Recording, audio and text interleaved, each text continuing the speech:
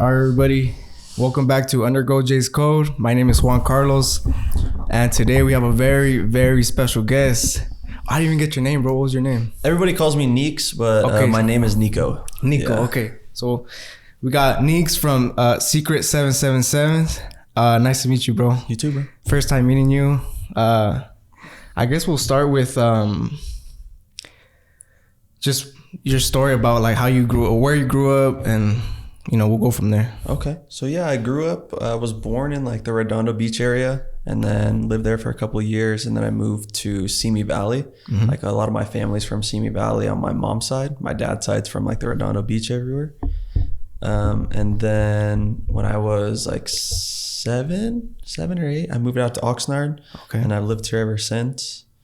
Went to Oxnard High School, graduated from Oxnard High School, always been in like this area. So that's as far as that. And then I went to Ventura College and went to work after that. And that was okay. So you went to Oxnard. What year or how old are you? I turned 27 this month. So you graduated in what? 13. 13? Yeah, okay, 2013. Damn, bro. I'm 22. So we got, we're around there.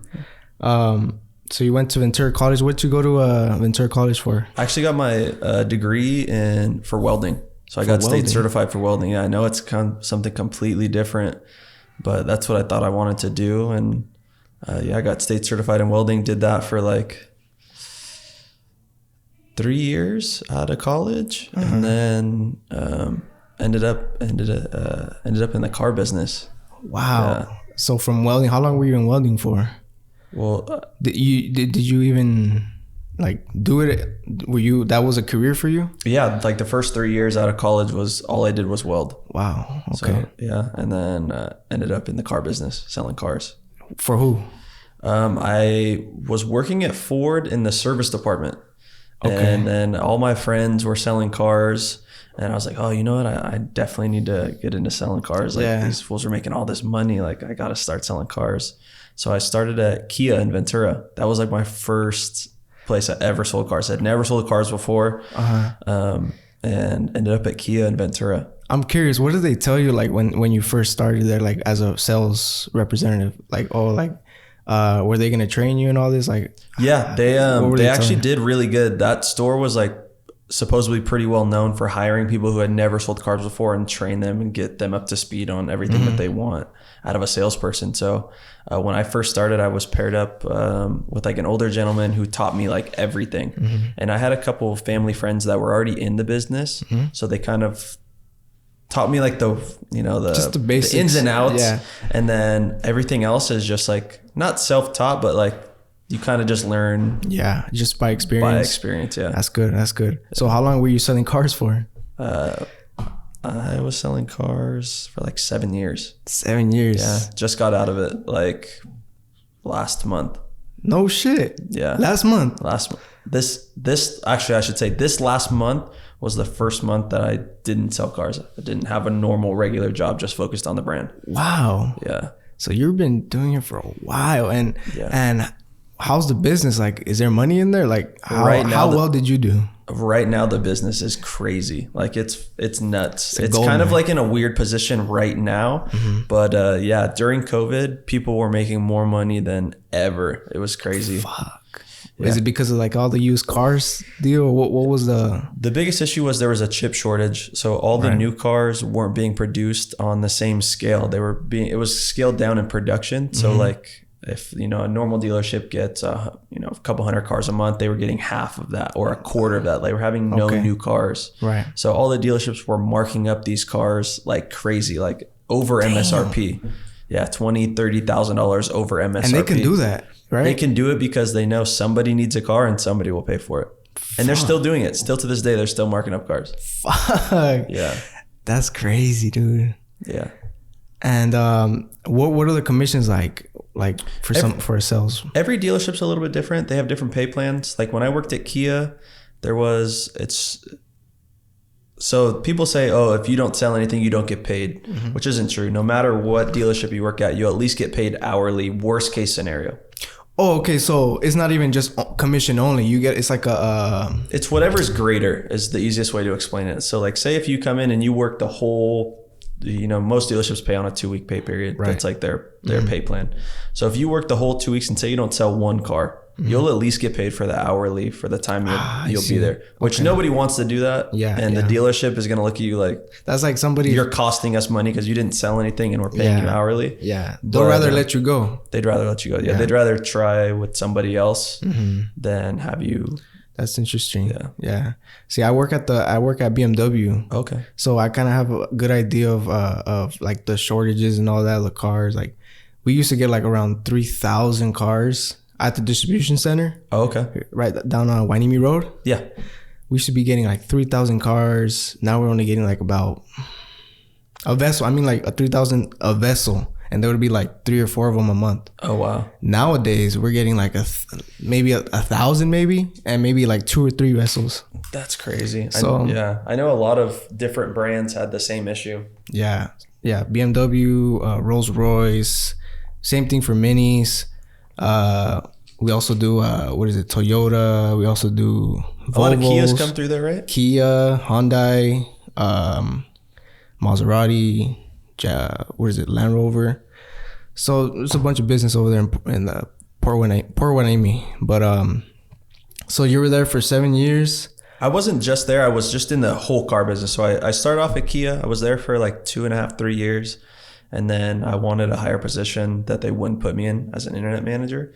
And I actually went with my aunt to buy a car at Honda. And I was just talking to the manager. I was like, yeah, they won't put me in that position. And he's like, what if I hired you right now? And I put you in that position, would you take it? So I ended up leaving Kia, starting at Honda. I worked there for like 2 years, I think. 2 years. And then they ended up changing their pay plan. Their pay plan was hourly plus commission. It was a really good pay plan. Okay. And then they ended up changing their pay plan and it sucked. So I was like, oh, you know what? I don't know if I'm going to stay here very long. And then I had talked to a buddy of mine who still to this day, he's actually my roommate. He works at Kia still. Okay. He's worked at Kia. He started at Kia before I started and he's worked there this whole time. Damn. So I talked to him and he's like, hey, we're looking for an internet manager. You've already done it at Honda. Honda, what if we could bring you back? Would you come back to Kia? And I was like, I think I'd be all for that. So I ended up going back to Kia. I only worked there for like 6 months. And then I really wanted to be a finance manager. So I left there and I went to work at Harley Davidson in Simi Valley as a finance manager. And I worked there, I think combined. It was like a weird situation because COVID hit. Right. So I think combined like 2.5 years. 2.5 years. And you were what were you dealing with there at Harley? So basically what I would deal with would be like if you came in to buy a Harley and you're with the salesperson, you find the right bike, they work up all the numbers and then you guys agree, okay, then let's make a deal. Okay. Then you would come into my office. I would sign you up for all the contracts. I'd secure your financing. I'd take your down payment. Right. I would make sure your insurance was valid. Like there's just a couple different things. And then it's just basically the backside, all the paperwork, all of the downside, I guess. The stuff that people hate. And then I sold warranties, gap insurance, tire and wheel protection. Okay. Everything that protects kind of the loan, the bike, different things like that. Now you mentioned something. It's a good topic because of commissions. I think when you're young, I think going into sales is a really, really good opportunity for young people like us to get in. Because I mean, what are the top? Let's for example like Jeff Bezos, Warren Buffett. Let's say Bill Gates. All those guys, I believe they all started in sales. Look at them now, dude. Like, yeah, that's crazy to think about something like that. So to start young, what do you have to risk? Like, what do you have to lose? Yeah, a lot of people like sales, and I think that if you have the biggest thing is that people will get lazy. They'll have one good month, they'll make a ton of money, and then the next month they're like, I don't got to do nothing. I have a big check. I have this, and then they'll go down, and then they'll realize it, and then they'll have to go back up, and it's constantly this up and downhill battle. Yeah. Or you'll have people that are just consistent. They make, good money all the time. But you see a lot of ups and downs. People like good month, bad month. And it happens to a lot of people, but. What can you say then for like the young audience that want to get into like sales, those commission or commission not only jobs. What can you say just to keep them on a consistent basis? Because I mean, yeah, they get the training, yeah, they get the all this and that. Like you said, you know, they get cocky, they get comfortable, and then, you know, they start to go up this downhill, you know, like just what can you say about that? If somebody came up to me on the younger side and said, "Hey, I wanted to get into sales," I'd say it's great if you have no family. If you don't have a wife, you don't have kids, you don't have somebody to take care of, or I mean, you work a lot of hours, and that's the only downside. And people want to buy cars on your day off. They don't care.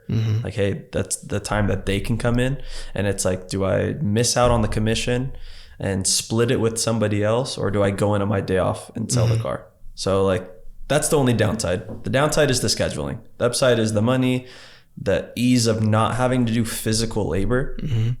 For the most part, you're sitting inside or you're standing outside. You're not like busting your ass doing construction, which there's nothing wrong with that. But that's, to me, the upside. You're in an air condition, you're dressed nice. It's not physical intensive. I know what you mean. It's really good. I actually thought about doing that sales, like literally just recently. I had a interview with this solar company selling solar. Okay. But you know what? It is risky, dude. Like I'm confident I can do it. I can get it done. You know, I can meet those numbers. But I do have a family to feed. I do have my son. I have my girl. You know, I gotta you know, pay rent. So, you know, it's kind of like I do want to take that risk, but I got this. You know, I got responsibilities, to be honest. You know, and fuck, dude. Like I'm still deciding whether to do it or not. I still haven't. It's tough. They sent me the you know, the onboard application, everything. Like they gave me the job, but I don't know, dude. I don't know what to do. It's tough. It's tough. Leaving. It's kind of leaving, like what they say. You know, everything. It's not greener on the other side. Which I'm kind of the opposite. If you find something that you like and you want to take the risk, I always say scared money. Makes no money. That's a fact, dude. That's a fact. I don't know, dude. I just haven't. But it's tough, especially when you have a lot to risk. Yeah. But the younger crowd, if they're still living at home or they don't have a whole lot of bills, or you know, I came into when I was selling cars, I was living with my mom. I had no car payment. I paid my mom like $500 in rent. That was it. That was all I paid for. I did nothing. I had paid for nothing else. And dude, it's different. Literally, like I wish I would have done it when I was younger, when I was living with my parents, because I didn't have no responsibilities like that. Man, dude, but this younger audience, they really need to take advantage on that, you know, like really, really shoot for the stars, you know. That's something that you did just recently with the brand, dude. But I don't want to get into it just yet. I wanted to talk about the life right before that. So what were you doing right before you like this idea came up, you know, in your head? So basically, when I thought of I knew I'd always wanted a clothing brand. I just never could think of an idea. Never. And I thought, couldn't think of what I wanted the idea to be. I knew that once I came up with the idea, I had the concept of how to do it. I always knew how to do it because my best friend owns a clothing brand. And do you know his name's Shiloh? It used to be called Vague Visions. He just changed it to Natural Operation. I see. And he owns a print shop. So everything that he learned is basically how to do the backside of the brand, as far as how to print, where to get the garments, where to outsource if you're doing anything overseas, how to find the distributors, things like that.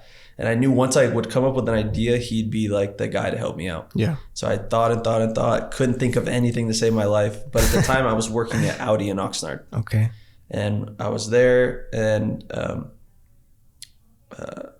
the whole idea came about because like the 777. Right.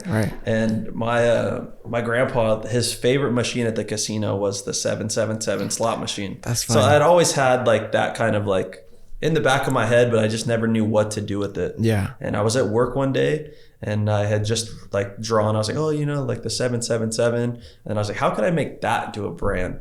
And then I just thought like, oh, you know, what if I change the middle 7? It kind of looks like a gun, you know? And I just drew, I was on a Post-it note. I still have the Post-it note. And I just drew it and I was like, dude, this is an idea. Like, you know, I'm just going to make one for myself and see what happens. Yeah. So I made one for myself. He helped me make one. And then everybody's like, oh, I like the design. Can I get one? And I'm like, yeah, sure. So what I did was I made 4 colors and 10 pieces in each color. So 40 hoodies. Yeah. And it was like a gray, a pink. Is that one of them right there? Black. No, this is the original. Oh, this is the original design. Yeah. And so I made 40 hoodies. I posted, I said, hey, people said they wanted one. If you want one, let me know. And I ended up selling like all of them in like that one day. Yeah. And I was like, oh shit, like I have something here. Yeah. So then after that, I hit up Shiloh and I was like, hey, what do I need to do? Like, I want to turn this in my idea into a full thing. And so at the time he already had a brand. So he already knew everything, what to do. And he's like, oh, do this, this, this. And then he already knew, I was like, oh, I want to do like high quality garments. I don't want to do like just like cheap tees and cheap hoodies. And he's like, well, you could do this and this, or there's different options. You could do the highest quality, but the price is the highest, or you could do the step below that where the quality's still good. And he kind of helped me figure out the backside of it, where to get everything and stuff like that. So slowly, like I would work, the hours I would work at Audi were at the time 9 to 6. 9 to 6. And then they like right after that they went to 9 to 7. So I would work 5 to 6 days a week, 9 to 7 o'clock. And then after that and on my days off was just focused on the brand. And then so slowly I really started in December of this last year. So like 10 months ago. That was when I first started. Yeah, because I seen the first, I was going through the page, and the first, you went live officially on August, right? Of last year? August was when I first started like the Instagram, but like I would say like my first real drop was December. When I first started posting was just to get the Instagram live and have some stuff up there. But like my first real thing, I think was either November or December.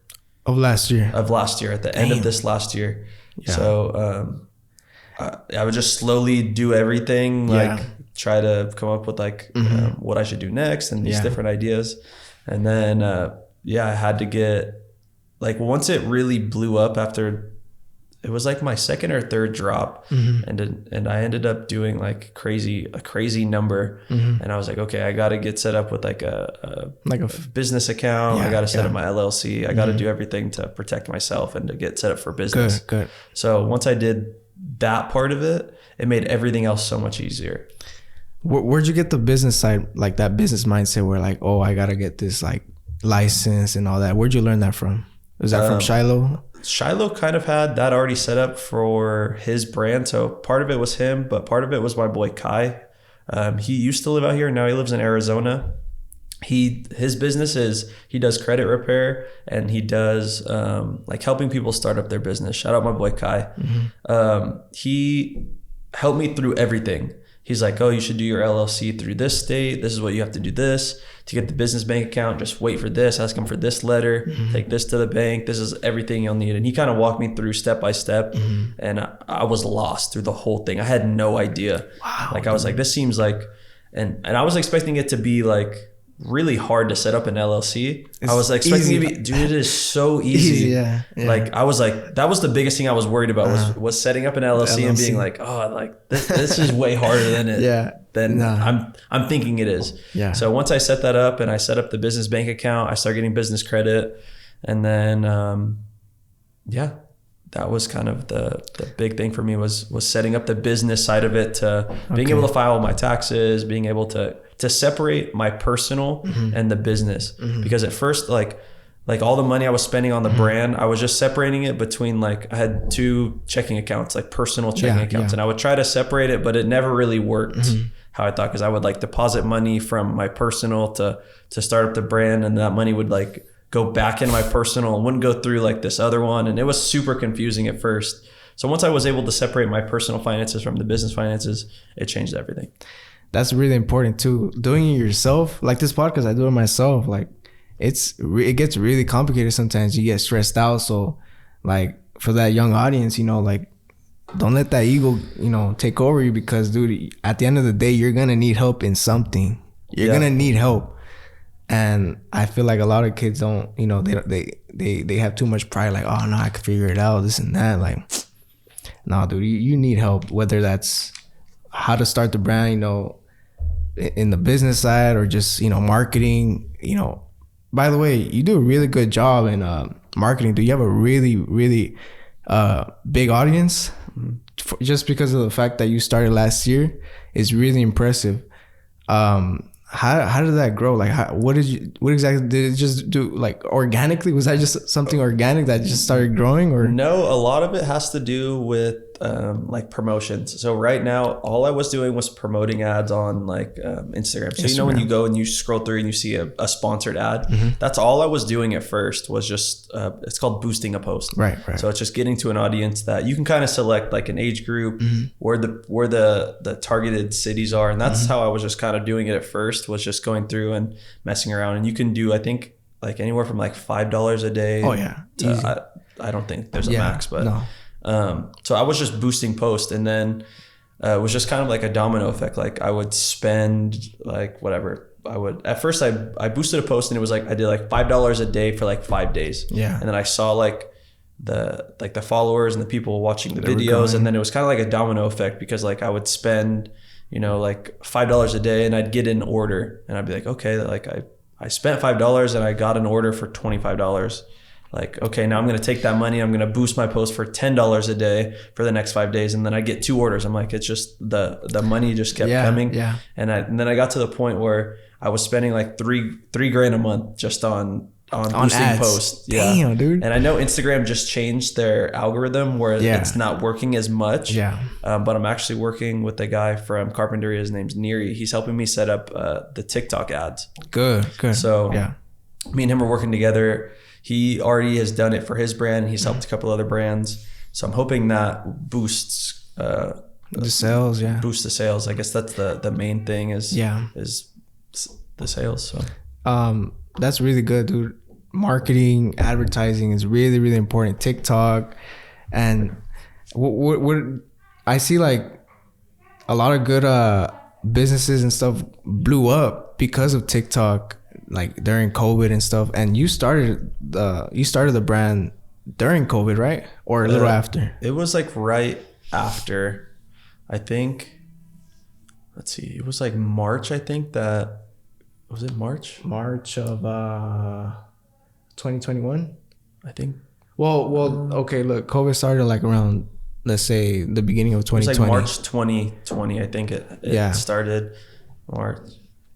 Yeah, so it was like towards. It was kind of in the middle. Yeah, it was like not fully like done, but it was still kind of in the middle. Still in like a weird, like people were still scared to like see each other. Yeah, and things they were like just. That, so. And I bring up this article right now because this is an article from December 2021. It's called 3 Retail and E-commerce Trends to Watch in 2022.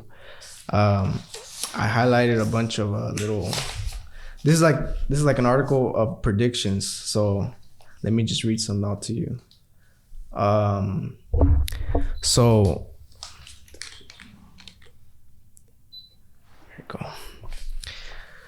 Okay, so the pandemic and changing consumers' preferences have fundamentally altered the payments and commerce ecosystem, and retailers and brands will need to adapt to retain fickle consumers. Not to mention, consumers are likely to spend more than ever in 2022, which I do believe. We project that total U.S. retail sales will increase 2.5% year over year in 2020 to 6.624 trillion, with e-commerce sales growing 16.1%. The companies that continue to digitize the shopping journey while promoting sustainability and reducing friction will win in 2022, which I do believe as well, because you know what? If you don't have a website, if you don't have a landing page, if you don't have a IG nowadays for like retail, like you, whether you're doing like let's say, for example, coffee shop. Let's say if you don't have like a website, landing page nowadays, social media, dude, is taking over, dude. Like that's one of the very like pillars of a brand success. Social media, marketing, Google, SEO, like all that, dude. Like it's very important to figure out like a marketing strategy for your brand. You know, for the long term, it's very important. Sustainability is primary brand consideration for millennial and Gen Z consumers. Younger generations not only have enormous influence on brand perceptions.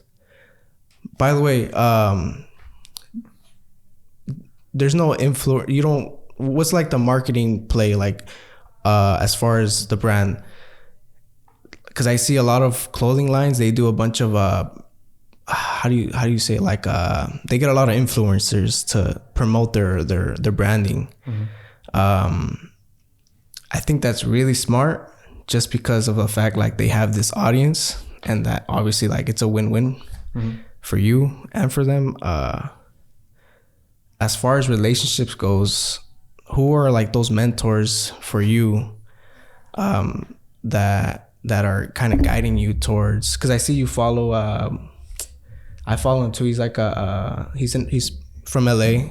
I believe his name's Warren Lotus. Oh, Warren Lotus, yeah. So Warren Lotus, I actually met him when I was at Harley. I sold him a couple different Harleys throughout my time being there, and me and him are actually friends. And met him through Harley.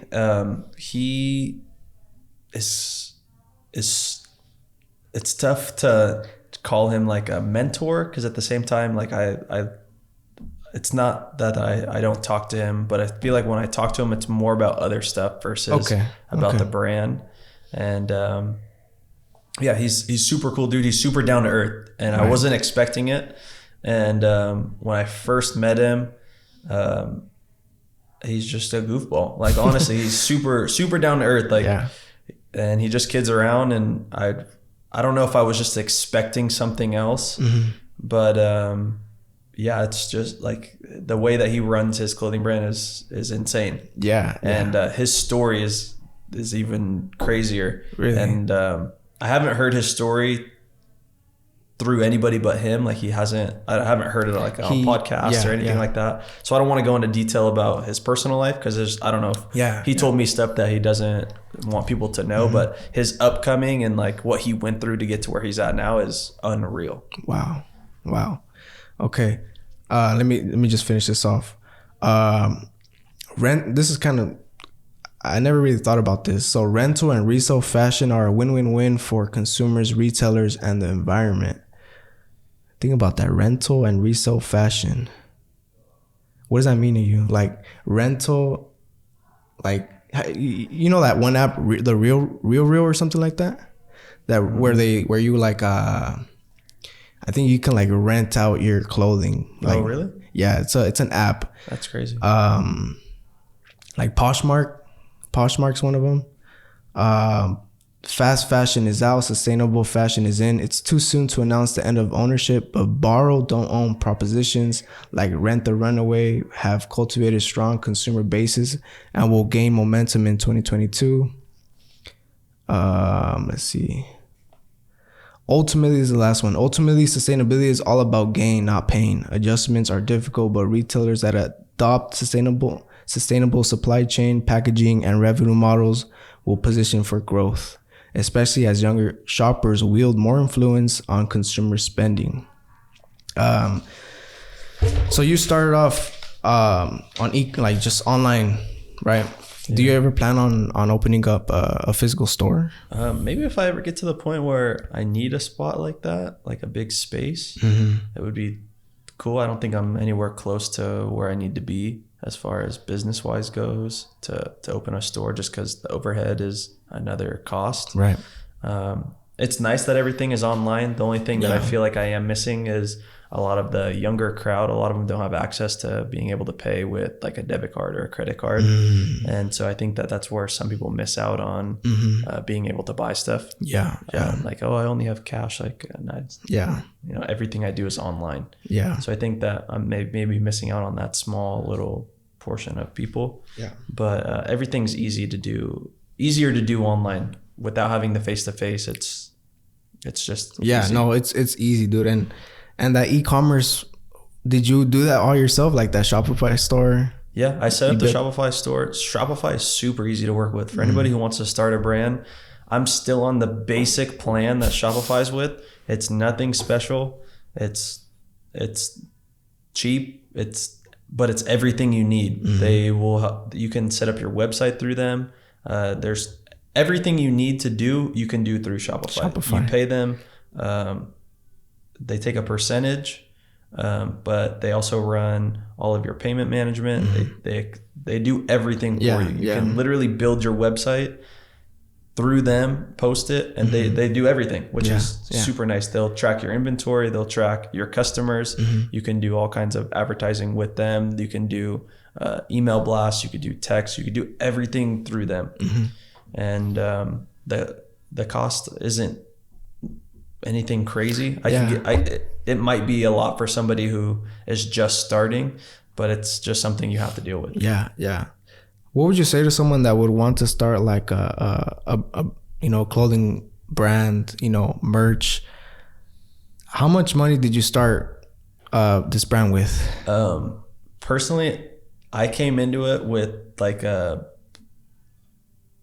there was no budget I had set aside. I had saved a ton of money. I was making good money at the time, and I just was like, whatever it takes. I just had the money. Yeah. And so what I would recommend, if I could recommend anything for someone who's looking to start a brand, start small, do the basics you need to get a website going, because that's where people are going to buy your stuff. Right. Whether you have the inventory in stock or not, to be able to sell it, start off with a website, get connected with Shopify, get your website going, figure out everything you need to do to be able to have somebody go onto your website or your Instagram and be able to buy something. Yeah. And then another thing I would say is don't cheap out on your garments. Don't cheap out. Don't use, the cheapest stuff because you're going to be making the most money. Yeah. Or don't take the easy way out. It's also about reputation too. Like, the word gets around like, Secret777. I gotta get used to that. Everybody just calls it sevens or 777. Yeah. 777s? Yeah. Okay. As far as reputation goes, no, the first time I seen the brand was on IG, I believe. I think it was IG. I think I seen one of the ads. And then I was at the port, and then I see some little girl wearing it. I'm like, let me ask her. Like, I'm gonna ask her, where'd you get that sweater at? And she's like, oh, it's my friend's clothing brand. I'm like, oh, really? What's your friend's name?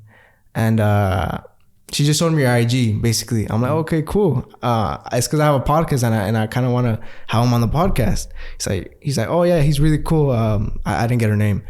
He's really cool, and like she showed me your IG, and then the brand's IG, and yeah, that same day I reached out to you. Oh, okay. Yeah. That's cool. Yeah, but I just can't remember her name, dude. I can't remember her name. She told me it too. So how do you go about deciding as far as what and where to put your money at? Like as far as the brand, like, oh, I'm gonna put this money in marketing. I'm gonna put this money in the clothing, the material, and all that. Like, how do you decide? So when I first started, I had my own income as far as just because I would work a regular job, and then everything that I would make from the brand would go right back into the brand. So I wasn't taking that money and like, oh, I'm gonna go buy whatever I want. Yeah. Every dollar I made from the brand went right back into the brand. Right. So at first I started the first chunk of money went into getting started with like samples or getting started with the idea. And then once I had the idea, and then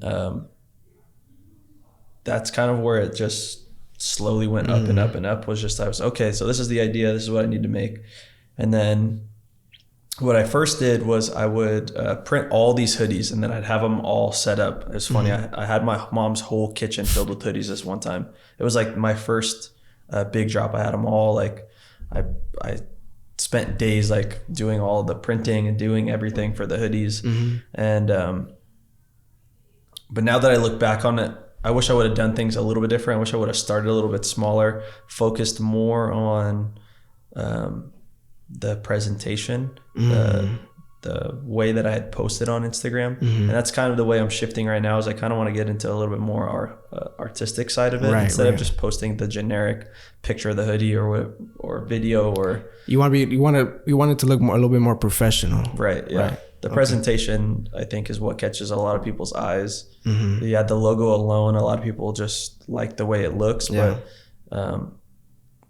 going more towards the artistic side, the more fashionable side, versus just a picture of a hat on a blank white background. So smaller quantity and just focus more on presentation. Yeah. Okay. Coming up with different ideas to be able to promote the next thing that was dropping. Yeah. Who are some of the people that you look up to? It could be like celebrities, entrepreneurs. And it goes from, there's a question behind that, so I'm curious. There's nothing like that I really kind of look up to. I not that I can think of. There's not like anybody famous or anything that I'm like. Somebody maybe in the industry that you kind of go for guidance, I guess. There's really not. My main guy is Shiloh, and he's helped me a lot. When I moved from Simi Valley out here, I didn't know anybody, and I ended up moving in like 2 houses down from him, and we as soon as we moved in, we started hanging out, and we're best friends ever since. And he's helped me with everything. Anything I have a question that I'm frustrated about, or something that I just cannot figure out, I'll just call him. I'm like, hey, how do I do this, and this? And he's like, oh, you just got to do this and this. And I'm like, this is crazy. So if there's one person that I look up to, or that, especially the way that he runs his clothing brand, he's definitely super talented when it comes to the artistic side of it. And that's one thing that I'll give to him. He everything he does for his brand is like, he thinks about the little details. He takes, and that's something I've never done. And something that I definitely want to focus more on is focusing on the little things. I think that a lot of people like the little things, like when you open up, I guess a package, you order something and it's not just what you ordered, it's something else, like stickers included, like little things like that, or the attention to detail. Like he just did a clothing drop for the name change of his brand. He switched from Vague Visions to Natural Operations. And on the flip side of the tag that was sewn into the hoodies, it said on the back, I think like RIP Vague Visions. And really? So like little things like that, like on a custom woven tag, little things like that. That's dope. I think it's just that little detail that really pushes like a brand like his way past a brand like mine. Mine, you look at just the size tag, it's nothing special. And I think that his attention to detail and the way he does things is something that I need to focus more on. Okay. That's the reason why I asked you about that question was like, okay, let's just say, for example, let's just say Kanye reached out to you, or somebody from Kanye's team reached out to you, and they asked you, hey, we got this bag for you, or you could have dinner with him. What would you pick? So like, you mean like money, right? Money, Let's say like, okay, we're offering. This is like the Jay-Z question, right? It's this is like the Jay-Z question. You get $500K, you get dinner with Jay-Z. Yeah, which one would you personally pick? I take the money. You take the money? I would take the money. Yeah. Why? Because I know what I could do with the money. Okay. As much as he might tell me certain things, I think that the what I could do with whatever the amount is, I think there's obviously a certain point where the money isn't enough, and dinner with Kanye would be cool.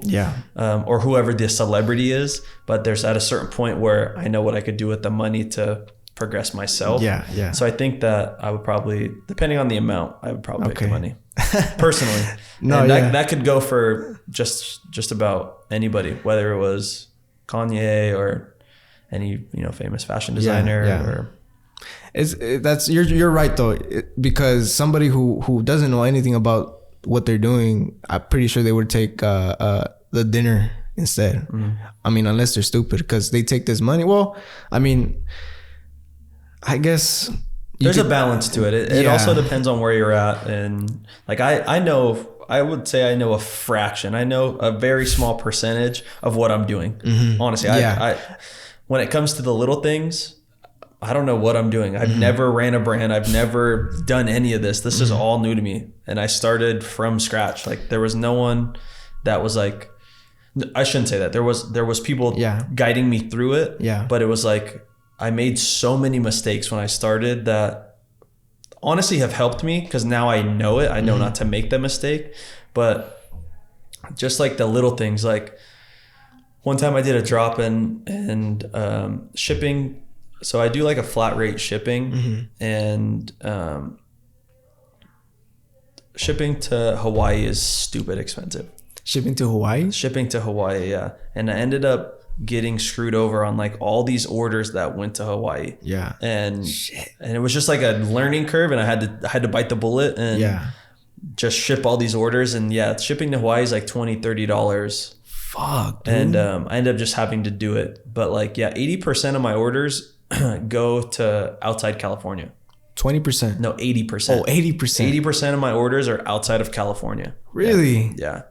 That's crazy. And it used to be higher. Yeah. It used to be closer to 90.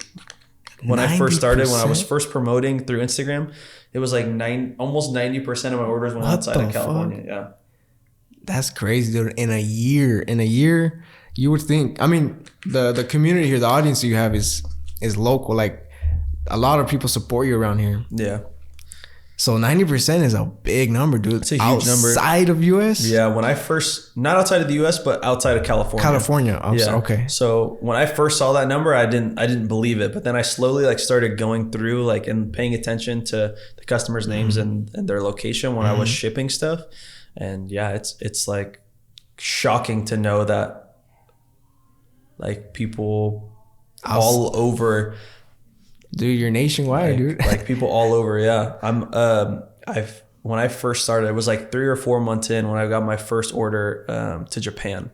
What the fuck? Yeah, Japan? 3 or 4 months in, I got an order to Japan, and I have there was a foreign exchange student in high school. His name's Shun. He's actually here visiting. He goes back on the 8th. And he lives in Japan. He's from Japan. Okay. And I hit him up. I was like, hey, do you know who this is? Like, maybe I'm just thinking like, oh, maybe someone saw or, someone. He's like, yeah, I have no idea who that is. I'm like, well, there's only one person I know in Japan. It's you. So if he saw it somewhere else, like, that's cool. That's dope. So I reached out to him. I said, hey, I just wanted to reach out. Like, thank you for your order. I just wanted to know how you found us. And you found us through Instagram. Yeah. Instagram ads. Yeah. Yeah, dude, that's really cool that you're doing that. And obviously because of the boost posts that you were doing, that's really dope, bro. Yeah, that's really dope. Do you plan on doing, now that everything's all basically opened up, do you plan on doing like those pop-ups that clothing lines do? I plan on doing a pop-up. I want to do a collaboration with somebody, and I think a pop-up would be perfect for that. Do somewhere like kind of centralized, like somewhere like LA, and do a pop-up would be kind of cool. Or do like where you just kind of show up and give stuff away for free. I think it'd be cool. That's dope. So I think that would be something I'd like to do. What other things do you have planned, like for the near future for the just brand? A couple different designs coming out. A couple, like the design I just dropped, doing an all rhinestone back. It's people love the rhinestones. Yeah, look, I seen it, dude. That shit's dope. So that would be probably like the next thing. And then I have a couple ideas that I don't want anybody to steal my ideas, so I'm not going to talk about it. But and then starting to get into some accessories. And then I got to focus. I think the biggest thing that I dropped the ball with was this summer, because I focused a lot on hoodies. Everybody likes hoodies. And I think what I was focusing on was, especially here in Oxnard, the weather's usually like 60, 65, maybe 70 degrees. And it's pretty close to that year round. Everybody is always in a hoodie. So I was like, I'm going to focus on hoodies. Everybody likes a hoodie. Yeah. And I kind of dropped the ball this summer. I got caught up with work and not being fully focused on the brand. And it kind of bit me in the butt. And I realized like, okay, nobody wants to buy a hoodie in summer. Yeah. I mean, they do, but I got to focus more on what's selling for that season. So I mean, I seen you were dropping some hats, right? Yeah, hats. I dropped hats like a long time ago. I restocked because they sold out like pretty quick. So I restocked the hats, and now I just got to focus on like this next season, kind of the fall, winter, and getting back into like cold weather.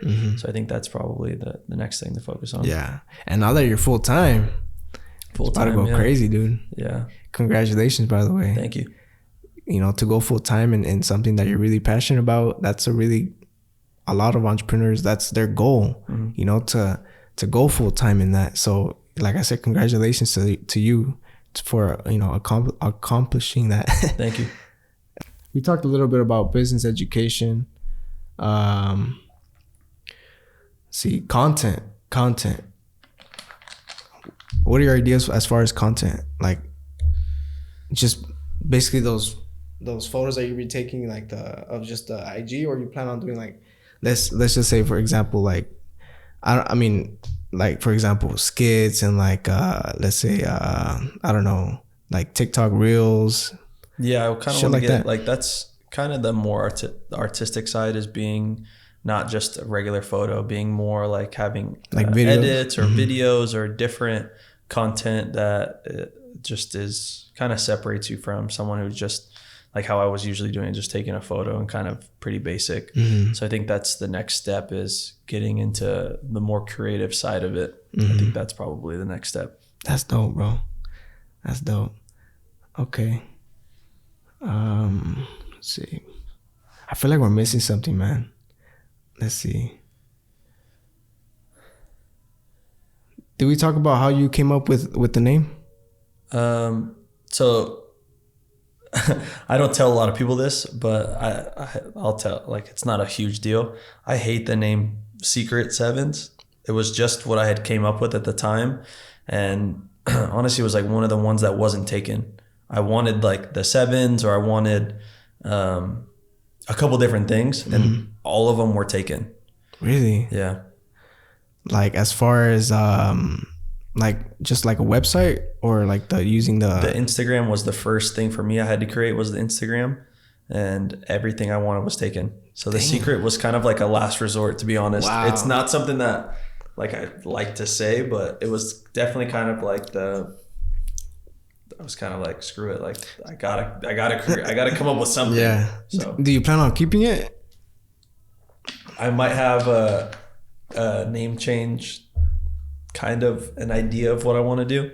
You're not gonna say it? I don't know if I really, no, I can't say it because I don't know if I really want to do it. It's a lot of well, I mean, like, yeah, I could just change the name on Instagram and I could change everything, but then like, I don't know, it's kind of a process to change everything. Yeah.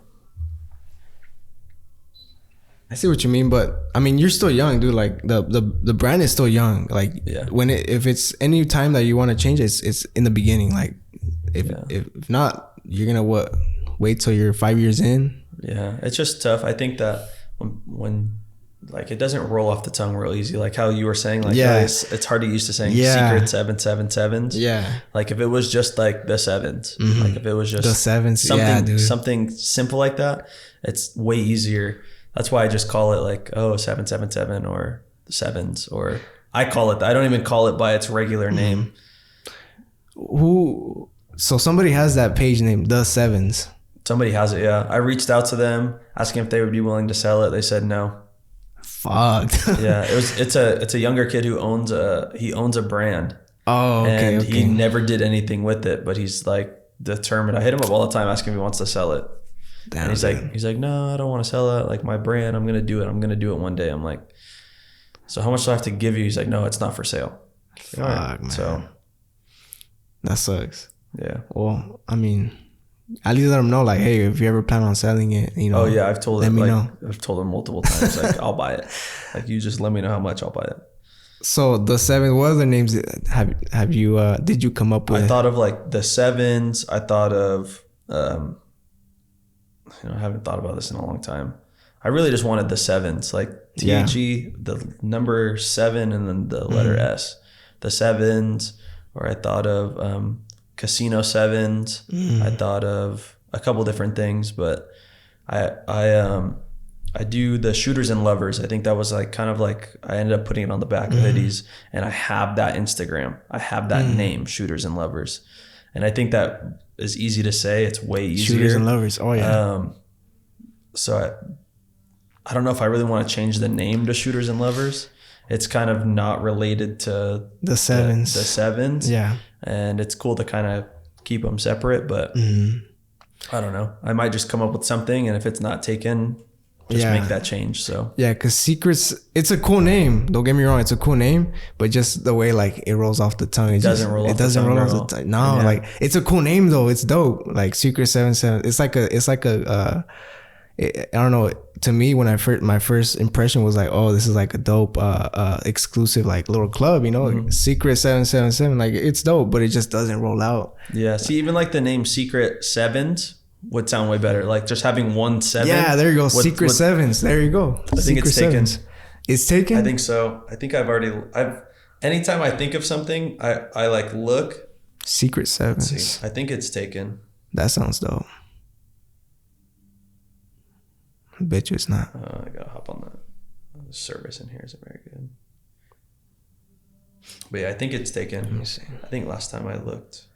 Secrets. Yeah, it's taken. It's taken? Damn. Yeah. And it's taken by like someone who the last time I posted was December 3rd, 2020. Bro. So it's hard. Like every time I think of something, I look and it's taken. So like that part of it is just like not fun. Yeah, no, that sucks, dude. But, I don't know. Maybe I'll come up with something and it'll change my mind on that's dope. Name. So you do this full time. What are you doing like aside from the brand? Like what are some of the things that you're interested in? As far as like activities? Yeah, activities, hobbies, whatever. Cars. I'm huge into cars. Okay. I've always been big into cars, but then also like action sports. Like I grew up surfing, dirt biking, skating, like those things. But I think the biggest thing I'm into is probably cars. It's just I've always been into it. My whole family's like they're all car people. So I've been around cars ever since I was little. Like little. I've always been around cars. So I think that if I had to like say like if there was one thing that I'm really into, I think it's cars. What's your dream car? Dream car? Oh, that's a tough one. I want so many different cars. As a little kid, always wanted a GTR. That was like the GTR. One car. I was like, oh yeah.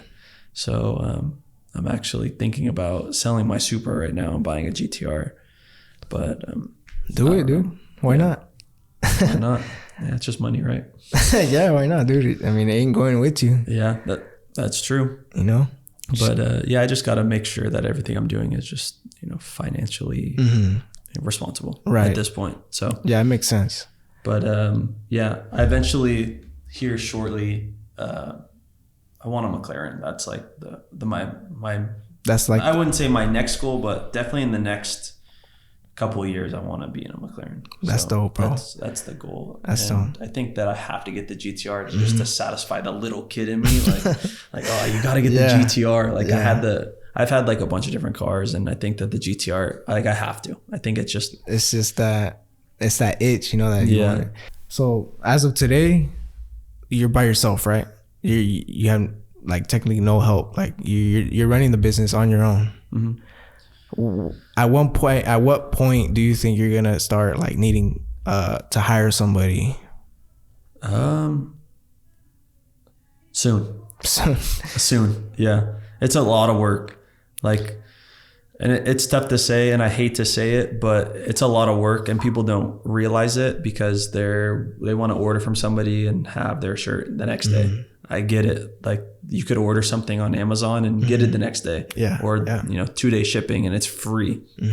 It's a lot of work. And for me to be doing every single order that gets sent out, I physically touch. The only thing that I don't do is screen printing. That's Shiloh. That's what he does for a living. So he screen prints everything. Everything that's screen printed for my brand is done by him. So besides that, I do everything.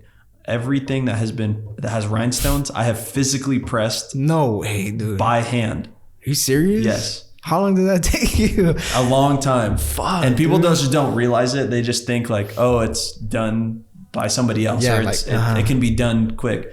Every single shirt you see with rhinestones has been physically pressed at my house. What the fuck? Yeah. Every single shirt that has rhinestones has been physically pressed by me at my house. How come you don't just hire somebody to do it, dude? It's just another expense. It's another thing that, especially right now, with just doing it full time, I can do it. I get you. I end up wanting to get to the point where I have to hire somebody, or I have to get into a bigger space. I was living with my mom, doing everything like out of her kitchen.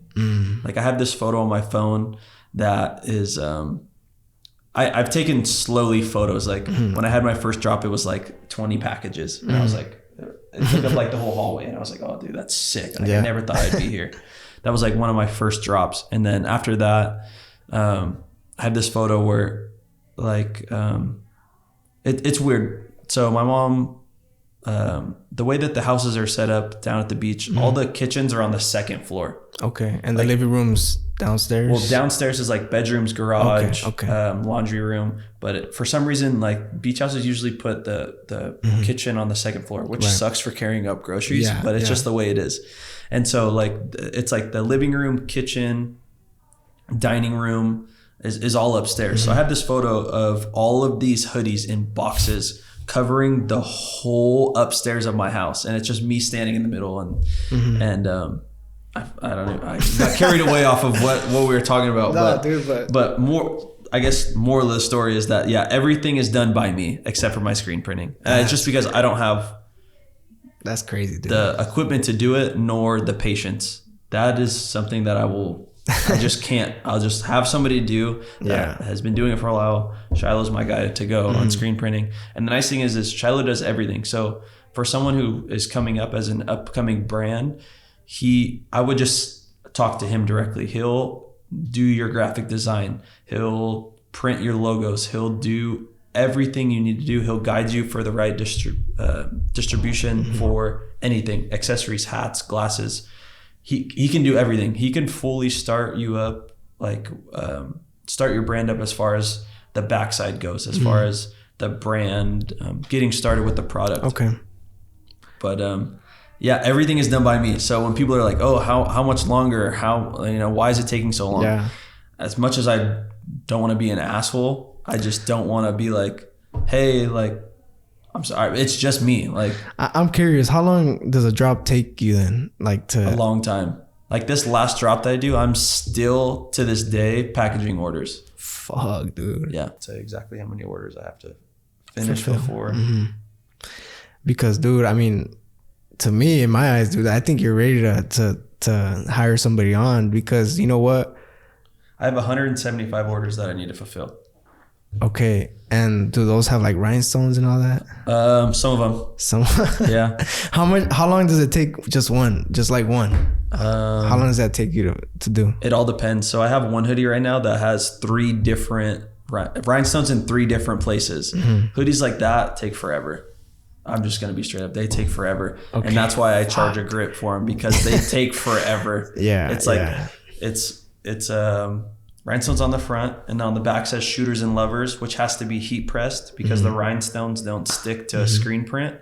So that has to be heat pressed. Then rhinestones on top of that, and then rhinestones on the hood. Those hoodies just take forever, and that's why I charge so much for them. Damn, dude. But it just takes forever. That's crazy, the real, man. Like, just to be honest, like, it just takes forever. And I hate to tell people like, hey, I'm sorry, but it's just me. Like, obviously I want to get to the point where, like, it's a group effort and it's multiple people working to where I can get people as fast as they can. And I try to do it as fast as I can. And I do it in order too. So like if you order, say yesterday and a guy orders today, the person who ordered yesterday is going to get their order fulfilled first. Okay. I just like to do it like that. Yeah. Because I feel like that person... It's fair, It's fair. Yeah. But it just takes forever. Fuck, dude. Yeah. Damn, that shows a lot. That shows that you're really you're really committed to it. Yeah, no, I'm you're fully committed. I have no option at this point but to keep doing what I'm doing. If it grows to the point where I can no longer handle doing it by myself, is the point where I'll hire somebody. Damn, dude. Well, fuck. That's respect, dude. Respect. Yeah. That takes a lot. It's a lot of work. It's like yesterday I probably worked,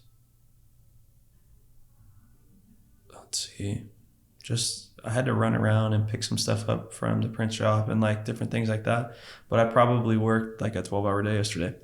And that's on a daily basis. That's a daily basis thing. Yeah. It's not like, some days I just don't do anything. It's like that every day.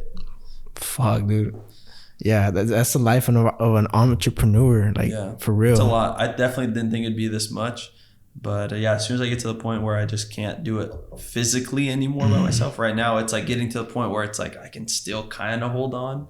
But if I get like just that little extra bit, I'm going to have to do something. Yeah, dude. When you blow up, you're going to need somebody. Yeah. You know? Damn, dude. I don't know what else to tell you, dude. Like, congratulations. You really built in the time span that you've built this to. It's really impressive. Because it takes for other people, it takes time, and sometimes they lose that confidence in the brand. And I think the reason why it's doing good is because of the relationships you have, and like the guidance that you have is really important. Yeah, dude, congratulations. Yeah, I think the biggest thing is the support, and being supported by a lot of local people helped a lot.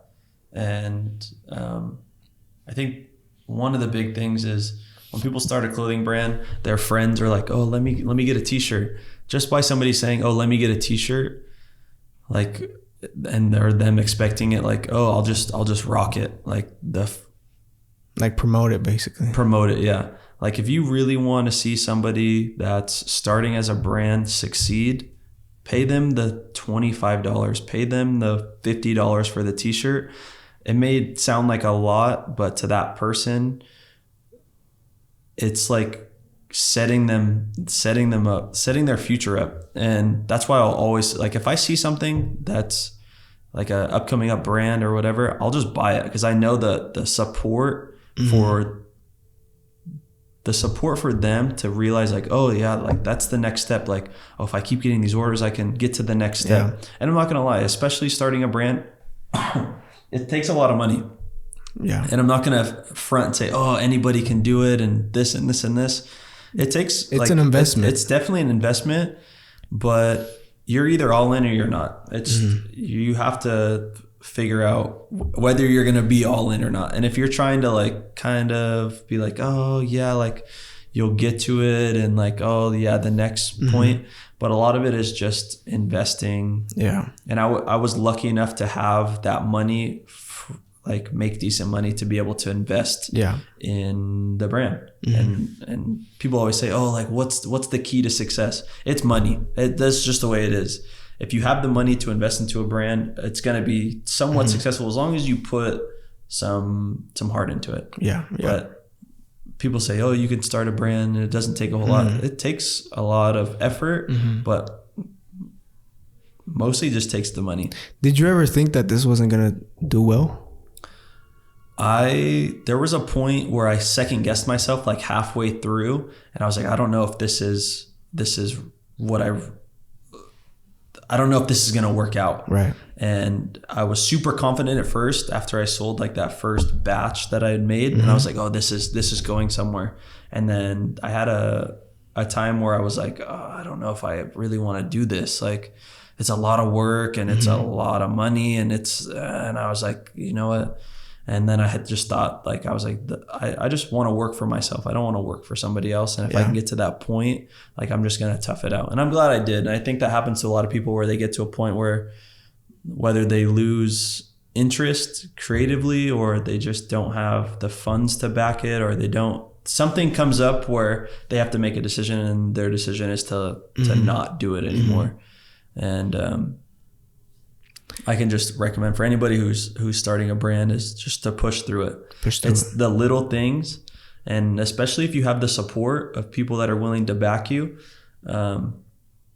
that's huge. That's huge into starting a brand, especially you have to start off locally. And if you have the support locally, that'll push you into that next level. Is just having people that whether they like you as a person and want to see you succeed, or they like what you're making. If they like what you're making and everybody likes what you're making, it makes it a little bit easier. If you come up with a design and people genuinely like it, it's quite a bit easier, because then, you know, if you, like, say you wanted to support me because you wanted to see a friend succeed, but then you're like, oh yeah, like it's cool, like, and you put the t-shirt aside and you don't really wear it all that often. Yeah. But if you genuinely like the design, you want to wear it, you want people to see that have it, and then you'll talk highly of the brand. So it's not that people are not wanting to come up with something, but I think that if you have something that people like to wear, that is just gonna help you a ton. Creativity, how what's your process like? Like, how do you come up with things? It's just on a randomly, or you sit down and like just draw something up? It's complete random. It's like completely random. Like, I'll just be thinking of an idea, like just random. Like what I do like to do is I like to go through Instagram and see like what everybody else is doing. And then like I'll see an idea and be like, oh, like how can I make that into an idea? Like I had seen, like my original logo was just the 7, the gun and the 7, the logo I did before this. Right. And then I ended up putting like a crosshair in the middle that's a heart. Okay. And that's when I came up with the shooters and lovers. And I had seen a hoodie on Instagram that it was just a big heart on the front. It was just a big heart. Okay. And then I ended up screenshotting it, and I was like, oh, that'd be cool. Like how can I make this into like a crosshair? So I ended up just like drawing on my phone with like the little pen tool. Yeah. And I was like, well, I could just make this into a crosshair. Like I just put a couple lines, and I was like, oh, that'd be kind of cool. Like, what can I do with this? And then I was like, oh, what if I put it in the middle of my logo? And then I ended up like hopping into Photoshop and like just doing it real quick. I was like, oh, that looks kind of cool. And then I sent it off to the people who do all my rhinestone work. And I was like, this is my idea. I want to do the logo with the heart in the middle. And so they sent me like a sample, and I was like, oh, that's sick. Like, it's just like little things. Like I'll see something and I'll be like, oh, how can I like do that? Yeah. But with my own spin on it. That's dope, dude. That's dope. Yeah. Okay, so we're almost to the end now. This is kind of like a business education podcast. So for the audience, I mean, you've literally like poured a whole lot of value right now, like literally. But for the young audience, or the audience in general, that person that's listening right now that wants to start that brand, today or tomorrow, or just debating whether or not to do it, what's something that you can say that's some sort of a not motivation, but just something that's gonna like really like push somebody to do it? Just do it. You know what I mean?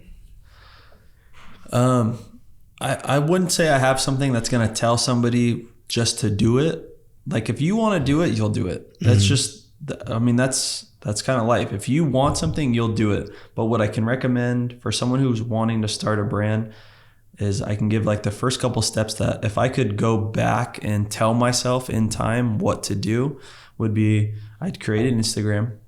I'd do samples of what I want to do. So I come up with my logo. Say I'm restarting from where I started. I come up with my brand logo, right? Have somebody create it that knows either Photoshop or Illustrator. Pay somebody to create your idea and bring it to life. When I had my logo, I literally drew it with a pen on a Post-it note. I sent a picture to Shiloh. I said, "This is my idea. I like create it." I paid him to design the logo. I said, "I just wanted an outline with this," and then we created it. So that's what I recommend. Pay somebody to make your logo, and then buy a couple samples. It's super easy. If anybody wanted to make a sample for their own brand, they can contact me. I'm super helpful. If anybody wants to start something and they just don't know what direction to do, like I was lucky enough to have Shiloh. If I didn't have him, I don't know what I would have done. Like a lot of people don't know where to get started, where can I go get the stuff to start printing? And a lot of people want to print themselves. I know what it takes to screen print, and I just don't have the patience for it. And he's already done it. I had the ability. He's had everything. And so, but yeah, that's what I recommend. Pay somebody to design a logo. You can go on Fiverr. You could pay somebody $10-15 to create your logo. It's super simple. You just draw something up within a general idea, send a picture to them. They'll send you the logo, and then get samples made. You could start off with like a hat, a t-shirt, and a hoodie. Super simple, just to come up with an idea. Once you have those, you'll post those on your Instagram. And then it's all about getting the following. Yeah. And if you can repost it on your personal, or if you can send it to somebody, say, hey, you know, I'd really appreciate it if you would follow my brand. This is what I'm coming out with. Yeah. If you like the design, you know, it helped me more than anything just to gain the following. And a lot of people look at following like it's a big thing. And it kind of is for a lot of people. You see a brand that has, you know, 100,000 followers and you're like, oh my God, like this brand is big. It's this.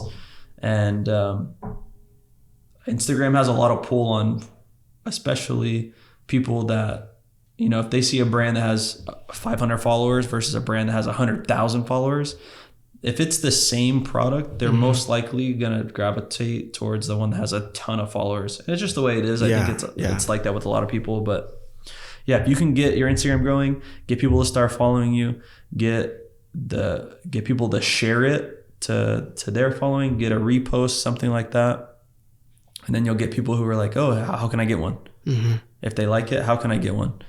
And then just start off with a couple samples. Do a low quantity run, or if you can do a pre-order, if you can get people like, hey, you know, I'm dropping this t-shirt, it's $25. You know, anybody wants a pre-order, I'm doing the pre-order from now until next Saturday. Right. I'm running a pre-order. If you want it, go ahead, send me the money, and that's going to tell you whether the people want it or not. Right, exactly. Yeah. And then you'll kind of have an idea. Then you can come to your printer, or you can come to like a specific printer, or you can go to Shiloh. You can go to, it doesn't have to be him specific. That's just who I use because I feel comfortable. He knows what he's doing. I've known him forever. He does it every day, and he'll do it the right way. That's the biggest thing. So you'll just go to him and say, hey, this is my pre-order. And then they'll kind of guide you through it. A lot of people don't understand. Like they'll just say, oh, I want this logo on t-shirts. Yeah. It's like, okay, what color t-shirt? What sizes do you need? What kind of t-shirt do you want to use? So there's different things that go into it. And it's just like a learning curve that some people don't understand. Yeah. But it's just something you have to learn. It's something you have to learn, you know, through experience. Yeah. And then most people will tell you, do you want to do it on a cheap t-shirt? Do you want to keep your costs low, or do you want a high quality? Do you want somewhere in the middle? Like, and then you kind of figure it out. You know, if you're selling a t-shirt for $25, to buy a t-shirt, you know, kind of on the lower end plus the print, and then you'll make some money. And then you can take that, you know, say you spent $10 on the t-shirt with printing, you sold it for $25, take that $15, put it right back into the brand. Instead of taking that money and saying, oh, you know, I sold 10 t-shirts, I made $150, now I'm going to go buy some shoes or whatever. Take the money, put it back in the brand. If you're serious, if you just want a little bit of side money, then that's up to you. That's up to you. I'm just saying, this is what I did was I put every dime that I made right back into the brand. Where do you see the brand in like five years? Where do you see 5 years?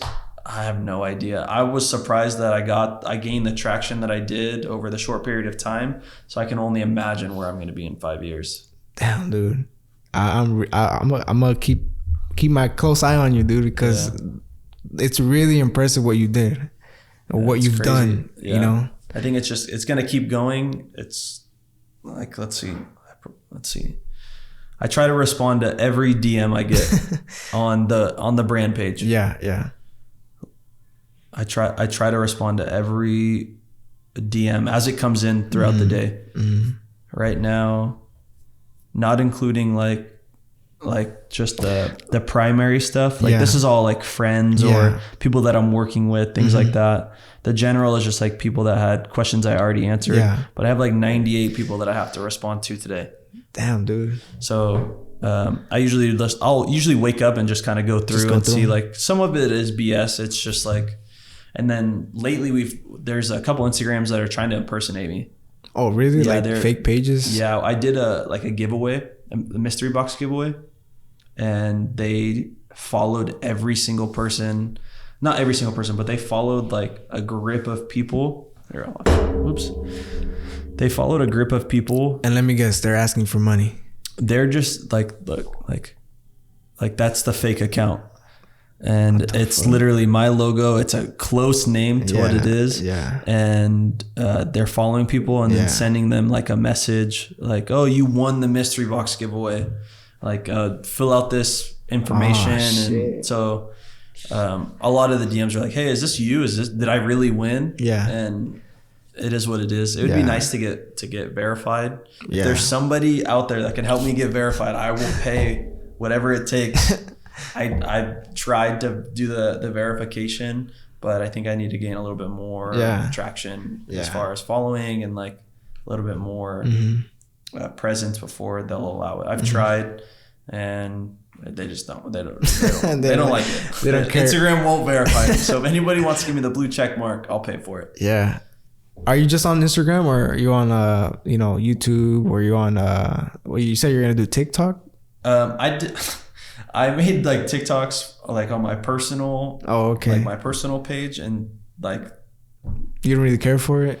I did as a joke and then it kind of like blew up. Oh really? Yeah, and it was just like funny stupid videos, and then I haven't really done anything with it, but I'm gonna do TikTok for the brand. But like I try to make a TikTok under the name Secret777s, and somebody had already taken it. Oh, what the fuck, dude? So, shit. Yeah, so I messaged them asking if they'd sell it. The guy hasn't got back to me. Okay.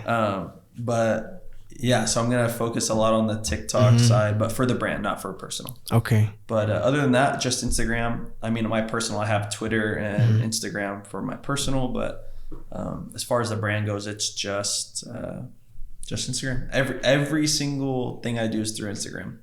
Damn, dude, that's dope. That's dope. Is there anything you want to announce right now, like before we end it? No, I don't think there's anything like, I don't have anything like crazy coming up that I want to talk about, if that makes sense. Okay. I like to leave everything kind of on the wraps and let people see it. Yeah. It keeps bringing people back, but no, nothing like that pops off the top of my head. Okay. Well, again, thank you for your time, man. Thank you. I appreciate it. You really poured in a lot of value, and I think this is a really, really good episode for anybody that wants to start a brand. If there's anybody that wants to start a brand, just do it. You got it. You just have to do it. Yeah. And it's gonna take time and it's gonna take some money, but if that's what you want to do and that's what you're passionate about, just do it.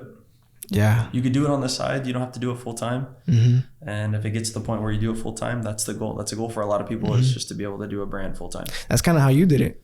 Yeah. You did part time, and then a month later, you're full time. Exactly. Well, again, I mean, thank you for your time, man. Thank you. Again, this is Neeks from Secret777s, the Sevens. Hopefully you get that name. Yeah, dude. I don't know. That's a dope name. Yeah. The Sevens. That would be like the goal, is just to change it up to where it's still kind of the same idea, but different. Yeah. All right, guys. Well, this is episode I don't even know, 14 or something like that. But again, thank you, man. We'll keep in touch, man. Okay. Thank you. Sounds good. All right.